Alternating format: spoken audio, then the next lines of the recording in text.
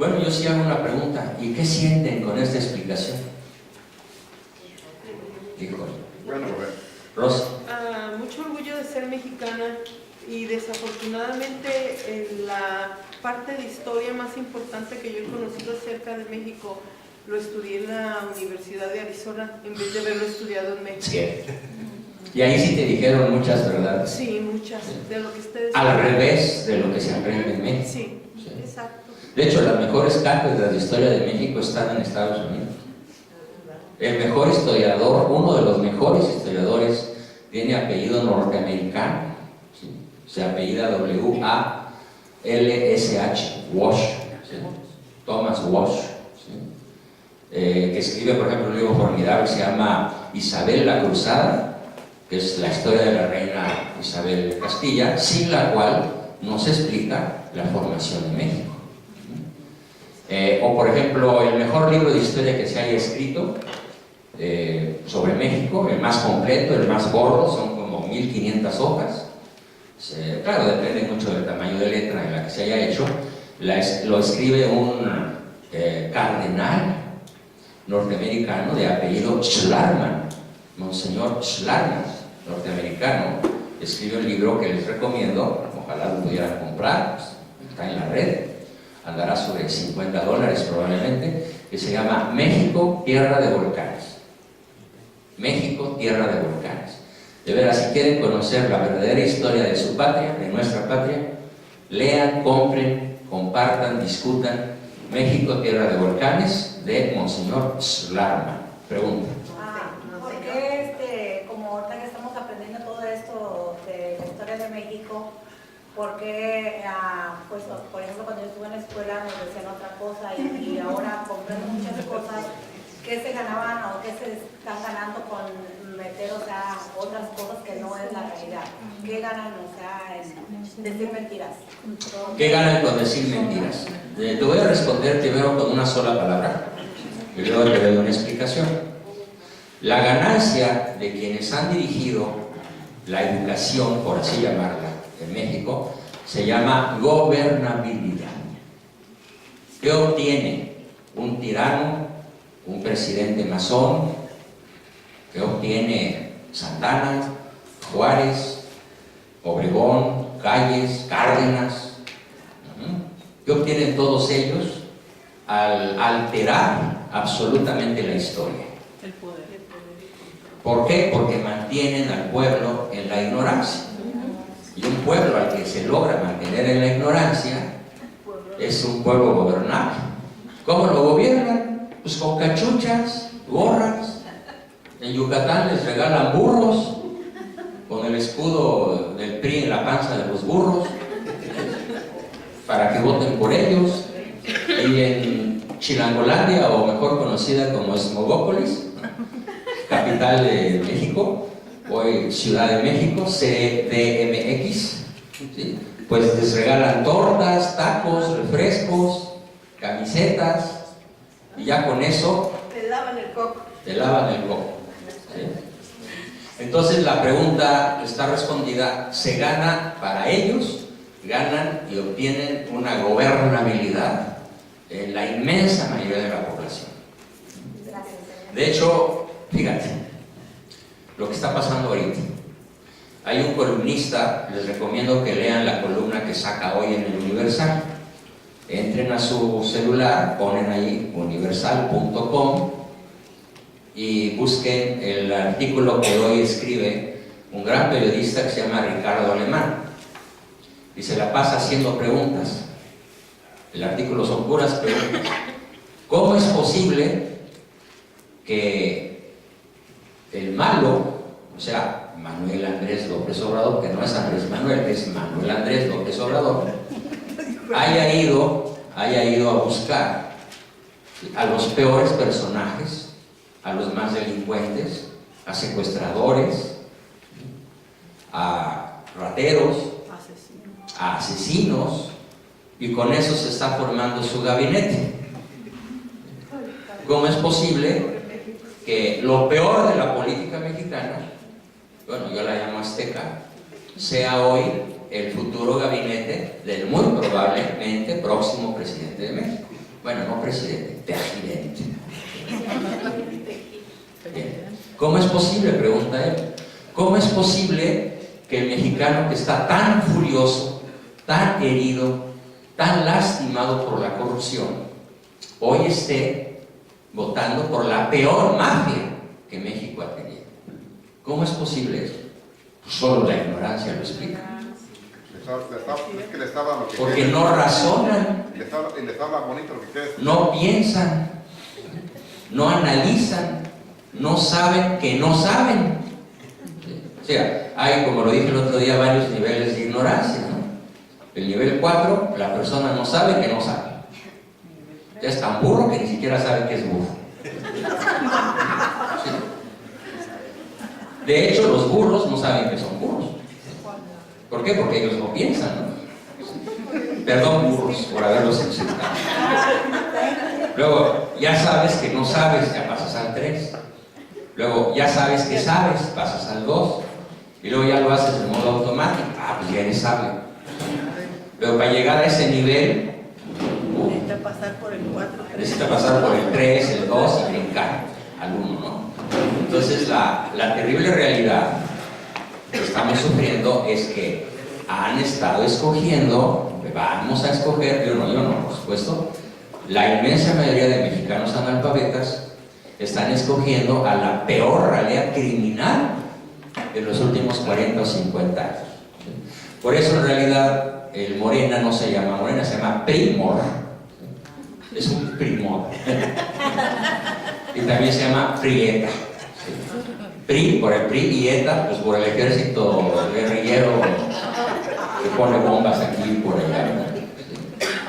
Entonces esa terrible realidad la estamos sufriendo, pues no nada más los que estamos allá, también los que están aquí, por muchísimas razones.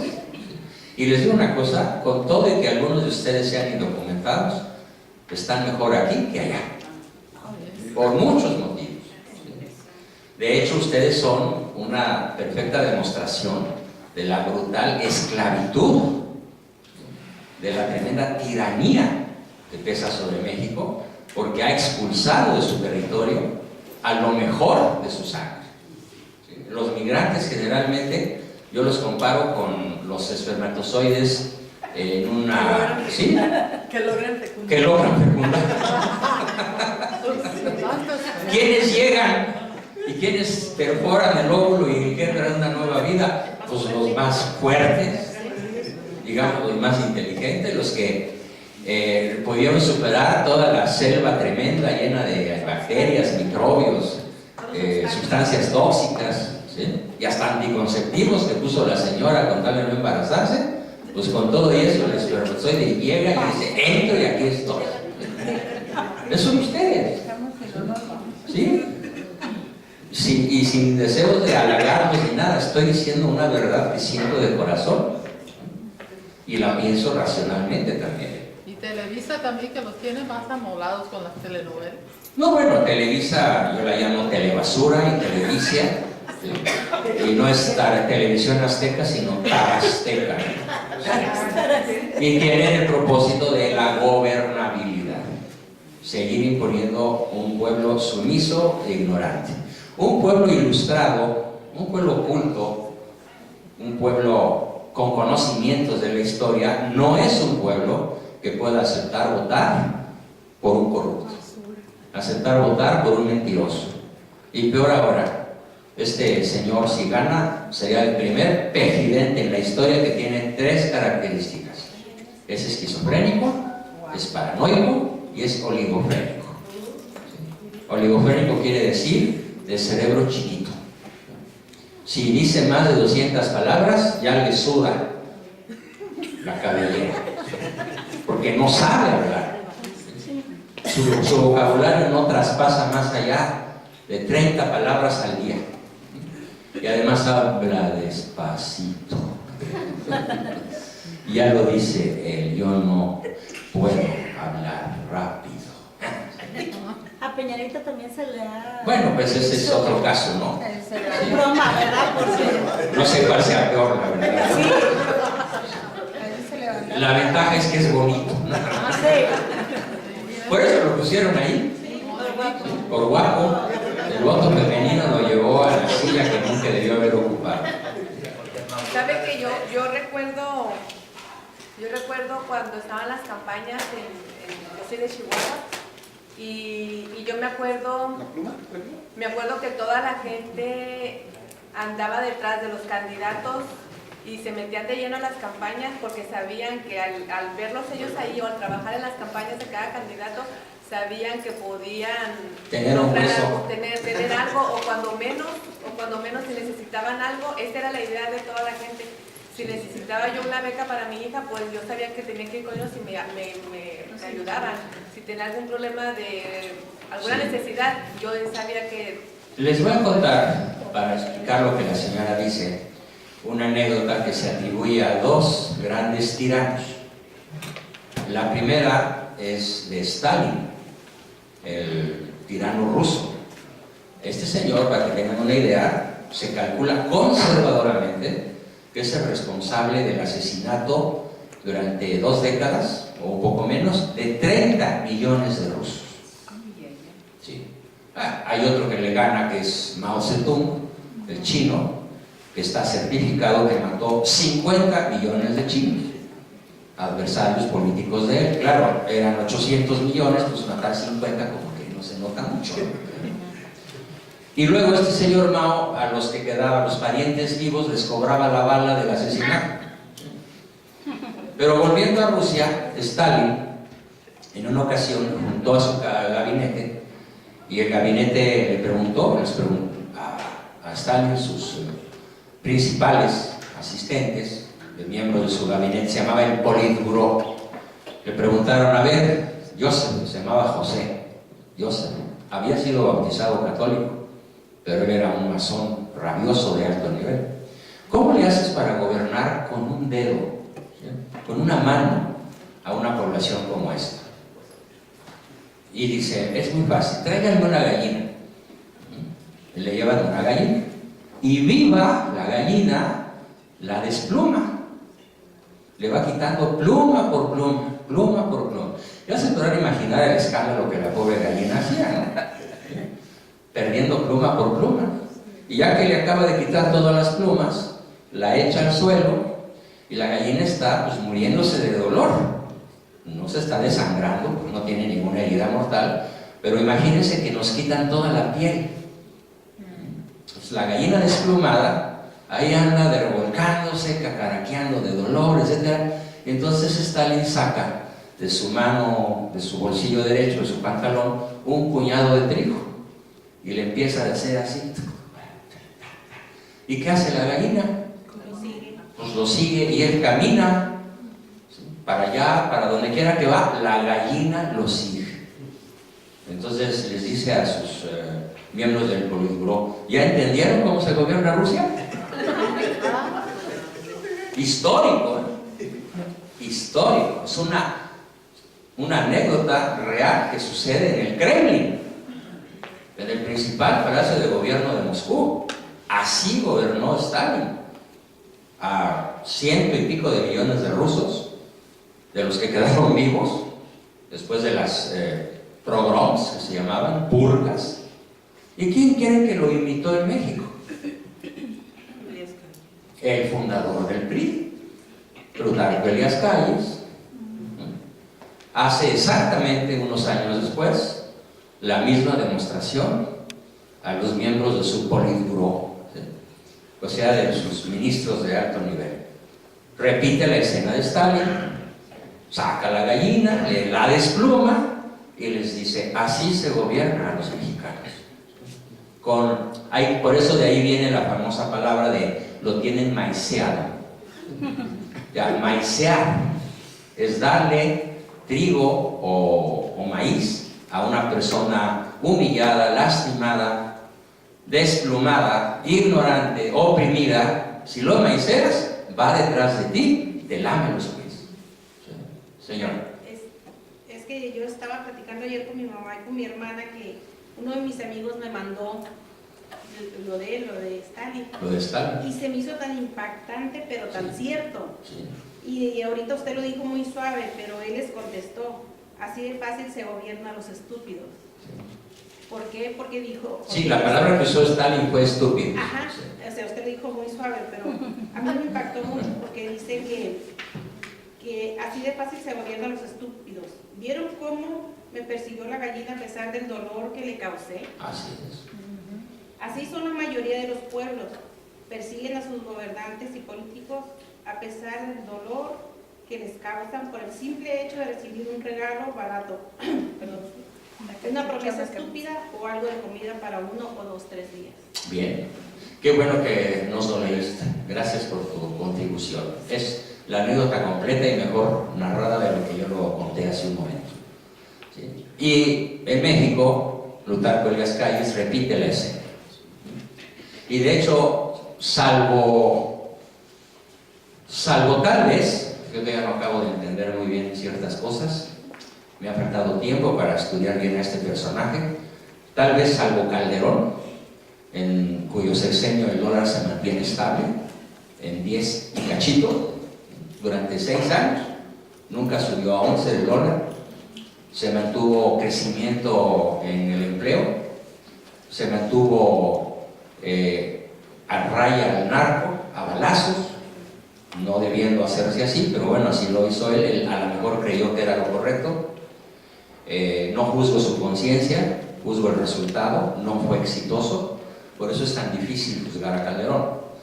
¿Qué tanto obedeció órdenes? ¿Qué tanto fue su iniciativa? No hay datos para definirlo. Pero desde el punto de vista económico ha sido el único sexenio saludable de México, cuando menos desde 1910. Entonces, salvo él, todos los demás pues maiciaron a la población. De muchas y muy variadas formas. Entonces esto, ¿y cuál es nuestra revancha? ¿Qué podemos hacer realmente hoy? Los que estamos allá, todavía en nuestra tierra, con una pata acá, créanme que yo estoy en sus marcas, ¿listos? Porque, bueno, les platico, la familia Abascal siempre, desde 1910 hasta la fecha, hemos sido muy molestos para el sistema, mejor dicho, para el narcosistema, y nos han perseguido de 1000 formas, y a veces muy cruelmente. Sería una larga historia que contar. Y lo que se viene es 100 veces peor que lo que ya nos ha sucedido. Por eso es en sus marcas, ¿listos? Mi esposa dice, ¡ya, fuera! Espérate, espérate. A lo mejor todavía la Virgencita de Guadalupe se apiada de nosotros. Pero bueno, eso lo vamos a saber el 1 de julio por la noche, ¿no? Ese día o dormimos tranquilos o no dormimos. Bien, ¿alguna otra pregunta sobre el tema que acabo de desarrollar? Primero Miguel, ¿verdad? Agustín, y luego nos estaba compartiendo este presidente que pasó, que anduvo tratando de combatir el narcotráfico. Yo a mi punto de vista, yo me doy cuenta en que esos 12 años que gobernó el PAN, como dice usted, estuvo México más o menos, estuvo bien, porque en ese tiempo, en esos años que gobernó el PAN, ahorita se están beneficiando gracias al PAN, nuestros abuelitos, se puede decir, nuestras personas mayores de edad que están recibiendo como incentivo un poquito de dinero. Eso es una gran ayuda. Entonces no sé por qué ahora después, pues nuestros paisanos, nuestra familia ya venden su voto por esa despensa por 3 días, como compartió la hermana. ¿Por qué no alcanzamos a entender? ¿Por qué es tanta la ignorancia? Es una ignorancia que alcanza, como lo dice el escrito sobre Stalin, los niveles de la más lamentable estupidez. ¿Sí? Pero insisto en algo que fue un hecho histórico. Ya algunos de ustedes levanten la mano quien han escuchado mi explicación sobre el pacto de los generales. Muy poquitos. Los otros no me han escuchado la historia del pacto de los generales. ¿No la han oído? Si nada más 3 o 4 la han escuchado, vale la pena repetirlo. ¿Tú me la conoces, Nelson? No. Bueno, entonces vale la pena que dediquemos un momentito a explicar qué es eso del Pacto de los Generales. ¿Sí? Bien, pues ahí les va. En 1910 estalla la Revolución Mexicana, pero no estalla esta revolución pensada por mexicanos. La revolución del 20 de noviembre de 1910, fecha en la cual yo pongo mi bandera a media asta, porque estoy de luto, sigue celebrándose como una de las principales fiestas masónicas de la República Mexicana. Ese día estalla un movimiento armado que dirige Francisco Indalecio Madero. Y este señor, Francisco Indalecio Madero, había sido convencido, apoquinado, subvencionado, apoyado económica y militarmente por los Estados Unidos de Norteamérica. Y no por su gobierno visible, sino por las logias masónicas. ¿Qué querían las logias masónicas norteamericanas, que gobiernan desde 1790 y tantos este país? ¿Qué querían? Querían vencer, sojuzgar, acabar con un país que ya podía rivalizar con Estados Unidos. En todo podía rivalizar en ese año. ¿Saben a cómo estaba el dólar? ¿Cuánto costaba un dólar? ¿Cuándo? 50 centavos. En 1910. México tenía aeropuertos, ferrocarriles, puertos de altura, empezaba a haber carreteras, telégrafos, comunicaciones. Todo lo que había en Estados Unidos lo había en México, y a veces más, y de mejor calidad, por la influencia sobre todo de Europa. Muchas de las cosas que había en México, Porfirio Díaz las trajo de Europa.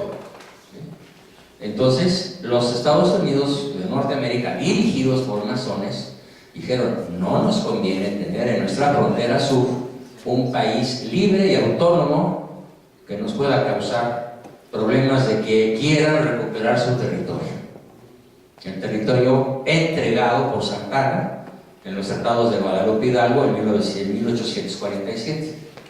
¿Qué existe hoy? Hoy existe un grupo de abogados que están presentando ante la Corte Internacional de Derecho una demanda para que todo lo que nos robaron se regrese a México.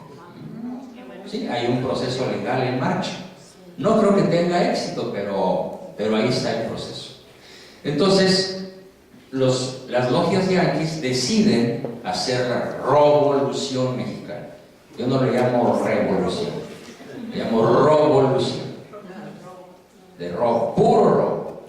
De hecho, para sustentar esto, les platicaré solamente una anécdota que le ocurre a mi abuelo.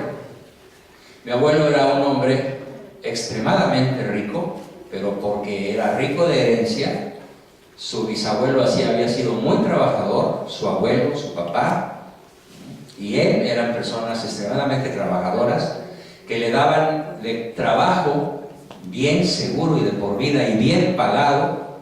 ¿Con qué creen que pagaba mi abuelo a sus peones en la hacienda de Santa María? Pagaba con monedas de oro, con monedas de oro. Así les pagaba a sus peones.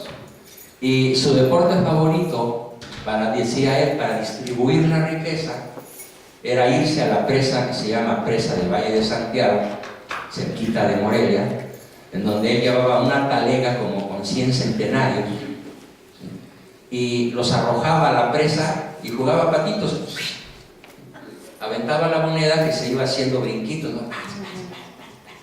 Y todos los chamacos de las orillas de la presa pues echaban clavados inmediatamente para sacar la moneda. Algunos lograban pescarla a 10 metros de profundidad y otros apenas iba cayendo a 10 centímetros. Entonces era su forma de repartir su riqueza, aparte de pagar magníficos salarios y generar una riqueza en toda esa región de alto nivel. Incluso llegó a exportar a China sus productos de campo. Repartía su riqueza y compartía su riqueza mi abuelo don Alberto, jugando patitos con monedas de oro en la presa de Valle de Santiago. Pues llegó la revolución y todo eso se volvió una de las zonas más miserables de Michoacán. ¿Cómo lograron sobrevivir él, mi abuela y sus 12 hijos? 12 hijos, entre los cuales estaba mi señor papá, mi señor padre. Lograron sobrevivir porque cuando llegan los revolucionarios, mi abuela guarda en un cofrecito, en una bolsita, todas sus joyas. Y empeñando y vendiendo y mendigando, lograron sobrevivir 5 o 6 años, hasta que más o menos los chamacos fueron creciendo, todos fueron a la universidad. ¿Sí? Mi padre entró a la Universidad Libre de Derecho, se recibió de abogado, gracias a lo poquito que mi abuela logró conservar de su riqueza original. Y todos, mis tíos también, grandes intelectuales, guerreros católicos, mis tías no se digan. Pero fue una verdadera odisea salvar a esas 12 vidas. A lo que me quiero concentrar es justamente a lo que ocurre con el famoso Pacto de los Generales. Empieza la revolución, ¿y qué creen? Todos empiezan a matarse entre sí, todos los jefes revolucionarios. Todos son asesinados. Madero es asesinado, Carranza es asesinado, Villa es asesinado, Obregón es asesinado. ¿Sí? Todos caen bajo las balas de sus adversarios políticos que quieren sentarse en la silla. Era tan importante sentarse en la silla que un día el bruto animal de Pancho Villa, un verdadero antiguero que tiene estatuas por todo México, llega a Palacio Nacional, se sienta en la silla, ¿sí? Está ahí 10 minutos y dice: bueno, ya logré mi objetivo, se las dejo. Bueno, cuando menos no era tan bruto, que sabía que no podía gobernar, pero no podía dejarse de sentar en la silla. Lo bueno que sabía que... Qué rico se siente estar en la silla. Quedó en el tercero. Imagínense el nivel de animalidad de los héroes revolucionarios. Un dato sobre Pancho Villa: ¿saben cuántos hijos naturales dejó en la región de La Laguna? ¿Te ocurrió? ¿20? Multiplica por 20. 900 hijos. Porque él se echaba 3 o 4 al día. Así, era un garañón. Pero lo hacía a la fuerza también. A nadie las violaba, claro. No dudo que 2 que 3 hayan dicho: pues mejor no puedo vencer a mi enemigo, me le uno. Debe haber habido mujeres inteligentes. Pero bueno, la mayor parte fueron violadas. El hecho que quiero resaltar ahorita es que todos los generales revolucionarios, su deporte favorito era matar o mandar matar al que sospechaban que podía disputarles la silla. Todos querían la silla. Y había una persona de nombre Plutarco Elías Calles, que era el más alto jefe masón, que era el más inteligente de todos, no el más virtuoso, el más listo, el más astuto y hasta cierto punto el más cultivado. Y él concibió un plan. A ver, queridos generales, les escribe varias veces: dejémonos de matar, mejor vamos a bajarnos del caballo. De hecho, así se usa, los historiadores usan esa expresión: el día que la revolución se bajó del caballo, ¿sí? Y dejó el Mauser y las cananas y las ametralladoras, de aquellas que se disparaban como en las películas de gángsters, haciéndoles así, ¿no? Él logra convencer a los principales generales revolucionarios de la época de dejarse de matar, y les da un argumento: es que si nosotros nos matamos, ¿quién va a gobernar México? Pues los papistas, o sea, los católicos, porque ellos no se matan, ellos se aman. Y si nosotros nos matamos entre nosotros mismos, pues México va a caer otra vez en manos de los papistas católicos. Así que ese fue su principal argumento. Y con muchas dudas, resquemores, rencillas, resabios y desconfianza, finalmente logró reunir a 200 generales mafiosos en una casa en la colonia Roma, en México. Y en esa casa se reunieron 4 días con 3 noches los generales revolucionarios, a algo que les pidió el embajador yanqui. El embajador yanqui se llamaba Dwight Morrow, que era el representante de las logias yanquis de Norteamérica. Y les pidió que para recibir el respaldo, ojo, para recibir el respaldo económico, el respaldo militar y el respaldo político de los Estados Unidos de Norteamérica, debían firmar 7 pactos. El presidente mexicano, Plutarco Elías Calles, y sus generales, que todos iban a ocupar carteras en Palacio, y todos, muchos de ellos, cuando menos 5 de ellos, iban a ser presidentes. La masonería norteamericana les exigió la firma de 7 pactos, y si no, no hay dinero, no hay apoyo político y no hay apoyo militar. Entonces, pues sí, obedecemos. Pregunto, ¿cuáles creen ustedes que fueron esos 7 pactos? Solemnemente firmados. Número 1, a mantener al pueblo en ignorancia. No, ese fue el 3. Destruir la Iglesia Católica. Ese fue el 4. ¿Y cuáles fueron los 2 primeros? No, ese fue el 5. ¿Destruir la familia? No, el primero fue: vamos a perpetuarnos en el poder. Los masones, los que odiamos a Cristo, los que no queremos. Fíjense, debo hacer aquí una aclaración muy importante. No es que ellos no sepan quién es Cristo. Los masones saben muy bien quién es Cristo. Sí, sí, claro que sí. Ellos saben quién es Cristo. Saben muy bien que es nuestro Redentor. Saben muy bien que es Dios. Saben muy bien que es Dios verdadero y hombre verdadero. Saben que murió por nosotros, pero lo odian. No me refiero a los masones de todos los niveles. Me refiero a los de nivel 32 y 33. A los grandes maestres, a los grandes jefes de las grandes logias. Entonces, los masones de menores niveles no saben lo que les estoy diciendo y no saben en qué están metidos. Simplemente son gallinas maiceadas, para que se entienda.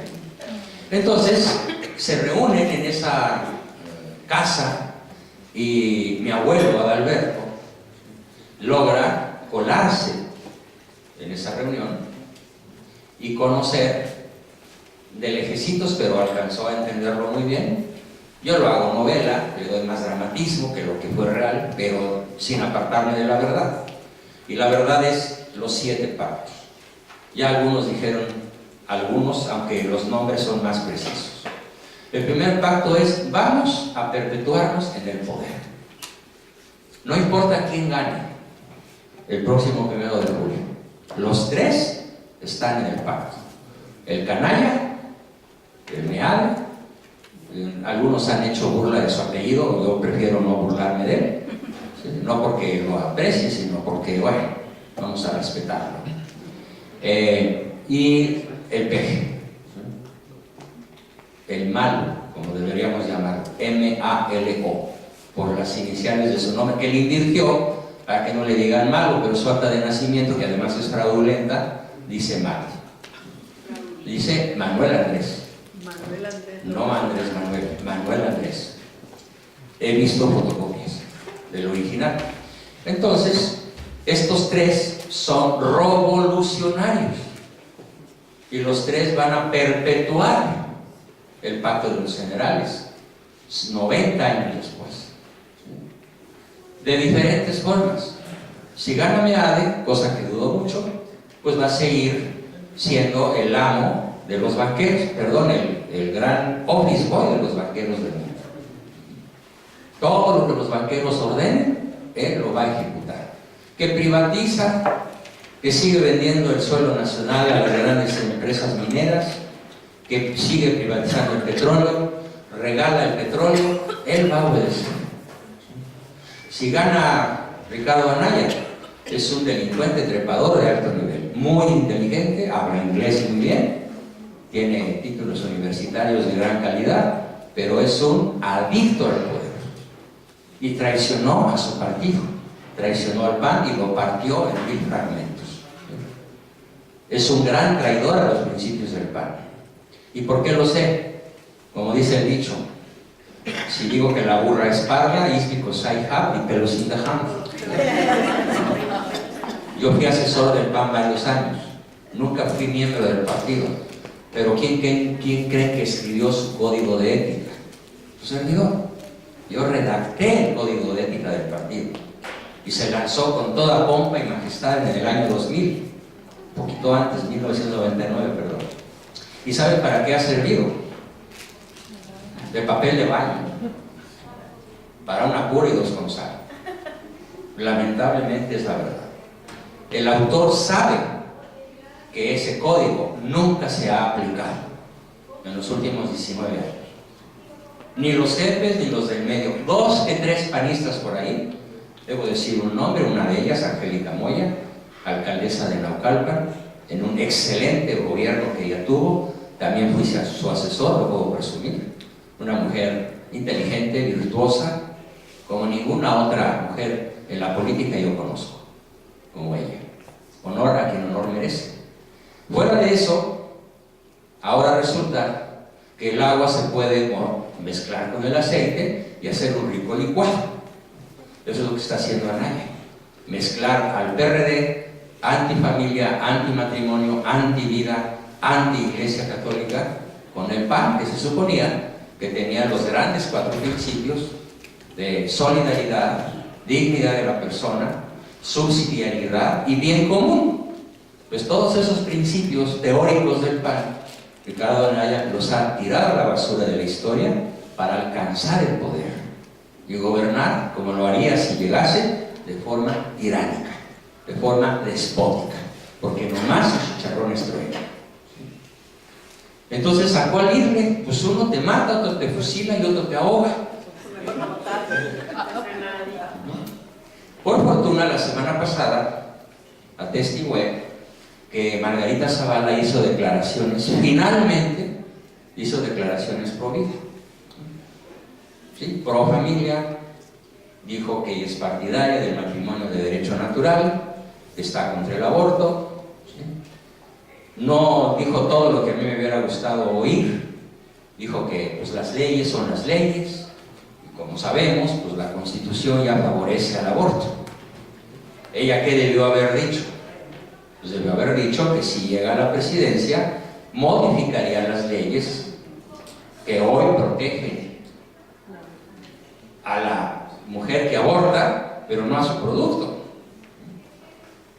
Ella, entonces allí como que no acaba de convencerme, pero si la vemos objetivamente, pues sería la menos mala, ¿no?, de los candidatos presidenciales. Entonces, por donde quiera que se le mire, el primer pacto, vamos a perpetuarnos en el poder, está cumplido desde 1928 hasta la fecha, porque Calderón no se pudo sacudir al sistema, no pudo. Estuvo en Los Pinos, pero en cada una de las dependencias federales estaba la masonería y está. En la Secretaría de Educación Pública, en el Ejército, en la Marina, en la Policía Investigadora, en el CISEN, en todas partes están los descendientes, incluso los parientes en tercera generación de los generales que firmaron este pacto. El segundo pacto, ¿cuál pudo haber sido? Vamos a repartirnos el territorio. A ver, vamos a ver, gánense unos puntitos y me dicen de quién es propiedad Veracruz. Todo el estado de Veracruz, el más rico de México. No, ustedes ya saben. No, de los que no me han oído antes el tema. ¿De quién es Veracruz? De la familia alemana. ¿Les suena, no? Sí, me suena. ¿De quién es, por ejemplo, Michoacán? De los Cárdenas. ¿Quién dijo? Bien, mira, anótate 50 puntitos, por favor. Bien, buena respuesta. Les cuento cómo es que yo lo sé. Yo fui asesor de Pemex mientras Peña Nieto no me corrió. Yo era asesor externo tenía muy buenos cursos como este y otros muchos, y lo fui durante casi 12 años, mientras no me corrieron. Y en una ocasión, cuando estaba a punto de cambiar el gobierno de Calderón a Peña Nieto, un ciudadano honesto, que era su director de Pemex Refinación, me llamó a su sala de consejo. Esto es terrible, ¿eh? A veces me da miedo contarlo, pero lo voy a decir. Me hago a un lado el miedo y digo, ahí va. Me llama a su sala de consejo, una enorme mesa como de 15 metros de largo, como por 5 de ancho, donde se sentaban todos los consejeros de la dependencia, y me dice, ¿qué ves aquí, Juan? Me pongo a ver y digo, bueno, pues esto es un como mapa, es como un plano enorme. A ver, entonces empecé a observar con más detenimiento y vi que había 3 rayas de diferentes colores, muy bien hecha, era un plano arquitectónicamente muy bien realizado, y vi que uno decía gas, otro decía crudo y otro decía gasolina refinada. Y las 3 líneas llegaban a una especie de terreno de cientos de miles de hectáreas, daban la vuelta hacia abajo, luego seguían así como 200 kilómetros y volvían a subir a la misma altura de donde habían salido, pero 200 kilómetros después, y desembocaban en un lugar que se llama Presa del Infiernillo, en el estado de Guerrero. Y le pregunté entonces a mi amigo, no voy a decir su nombre, oye, ¿y por qué estos 3 ductos dan la vuelta? ¿Sí? Dice, a ver, Juan, pues ya te diste cuenta de lo que te quería enseñar, ¿qué crees que hay ahí? No, pues no sé, pero me imagino. ¿Sí? Pues a ver, dime la palabra, ¿qué hay ahí? Sembradíos de marihuana y de amapola. Oye, ¿y de quién son? Pues dedúcelo, pues de la familia Cárdenas. Y oye, ¿y quién los cuida? Pues desde el satélite se ve, ¿no? Sí, mira. Y me enseñó la foto satelital. Puros plantíos de precursores de drogas, de las que se exportan a Estados Unidos por 3,000 toneladas de cocaína cada año. Ahora ya la marihuana California gana, ¿no? Ya California fabrica más droga que México y que Colombia, y ya está legalizada.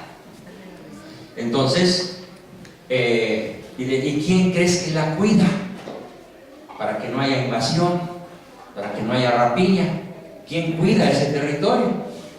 No me digas. Pues sí, el ejército. El ejército cuida los sembradíos, propiedad de la familia Cárdenas. Ese es el México de ahorita. Hasta me da taquicardia compartir. No, que no le dé. No, pues sí me da. El miedo no anda en burros. Endorfinas. Bueno, sí, al final del día espero llevarme una buena carretada de endorfinas, si logro quitarles la venda de los ojos. Nada tan fascinante como eso, ¿no? Entonces, gobierna el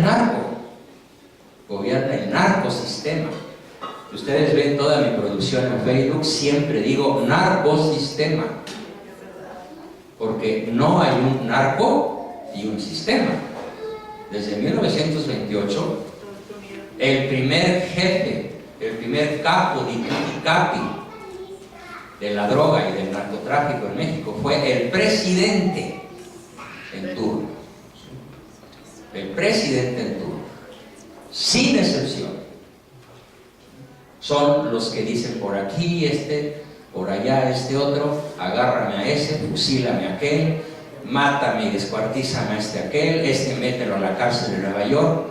El Chapo le sirvió 13 años como proveedor designado. Proveedor designado. Lo escogieron Bush y Fox para poder proveer 3,000 toneladas de cocaína a Estados Unidos y garantizar que los Estados Unidos no se desplomen, porque sus 40 millones de adictos están colocados en los puestos más importantes de este país. Los aeropuertos, las casas de bolsa, los bancos, las universidades, los centros de poder son adictos. Los adictos que andan en las calles, pues esos se drogan con cemento o con metanfetaminas, pero los de clase media y alta, con cocaína refinadísima, de la más alta calidad y sin cortes. Y es el deporte nacional por excelencia en los Estados Unidos, la cocaína. Es más, hay un autor italiano que ahorita está escondido, pues espero no tener yo que hacer lo mismo. Se llama Roberto Saviano. Compren sus libros, por favor. Roberto Saviano escribió un libro que se llama 000. Y abajo dice: la cocaína gobierna el mundo. Él revela la verdad de Europa, de Estados Unidos, de México, después de muchos años de investigación. Además que él se diferencia de mí, que yo escribo novela y él escribe periodismo de alto nivel. Seguramente su esposa le dijo lo mismo que la mía: te quiero muchos años vivo y a mi lado, Juan, no escribas periodismo. Entonces, ¿qué? Si yo quiero escribir, pues escribe novela. Bueno, me convenció y estoy vivo y puedo pasear por donde yo quiera todavía. Y él se tuvo que esconder. Roberto Saviano escribió un libro de denuncia contra lo que está aconteciendo, sobre todo en Estados Unidos y en México y en gran parte en Europa, con el famoso negocio de la cocaína. Para que tengan una idea en cifras de cuánto pesa este negocio, hagan un ejercicio matemático. Escriban 600. Y Agréguenle 3 ceros. ¿Cómo se lee? 600,000. Agrégale 3 ceros. 600 millones. Agréguenle 3 ceros. 600,000 millones. Multipliquen por 19. Ya perdiste la cuenta. Eso es solamente en Norteamérica lo que el narco genera. Es más que el Producto Interno Bruto de México. Es más que el presupuesto de la Federación para el 2018. El narco tiene más riqueza y más poder que muchas naciones juntas. Eso hay que entenderlo bien. Por eso se perpetuaron en el poder y se repartieron el territorio. Apenas llevamos 2 pactos. Faltan 3, faltan 5. El tercer pacto: vamos a mantener al pueblo en la ignorancia. ¿Cómo se logró mantener al pueblo en la ignorancia? A ver, les pido por favor, de veras les pido, les suplico que entren a mi Facebook, ¿sí?, y vean cómo escriben los que me mientan mi árbol genealógico. Hasta las mentadas de madre están escritas con faltas de ortografía. ¿Sí? ¿Sí? A ver, ¿cómo es una mentada de madre clásica? Piénsenla. Ahora escríbanla. Se puede escribir bien, ¿no? Sí. ¿Sí? Y se puede escribir con faltas de ortografía. Bueno, pues el 80% de los que me insultan, hasta los insultos los escriben mal. Obviamente no saben de acentos, de puntos, de comas, de redacción, de sintaxis, de ortografía, nada. Pero haciendo un cálculo, yo por eso no los borro, ahí los dejo. Los bloqueo, pero no los borro, no los elimino, porque estoy haciendo un estudio sociológico del México actual. ¿Sí? Cuando yo vi que cuando escribo de historia o de política alcanzo hasta 500,000 de personas, no, pues vale la pena saber quiénes están ahí, y cómo son, y cómo piensan, y cómo escriben, y en quién creen. Entonces llevo mis estadísticas, y los seguidores del PG son el 32% de la población. Y de ese 32%, como el 99% son analfabetos. ¿Sí? No saben escribir, no saben leer, como se dice ahora, ¿no? Y solo saben contestar con insultos. Incluso creen que el insulto que más me puede doler es cambiar mi nombre de Bosco a Vasca. Pero ni siquiera lo escriben bien, lo escriben con K, con B chica. Eres una vasca. Y luego ya, lo que tú quisiste decir se escribe con B de burro, burro. No se escribe con K, se escribe con C. ¿Sí? Y vuelven con la grosería, pero ya bien escrita, ¿no?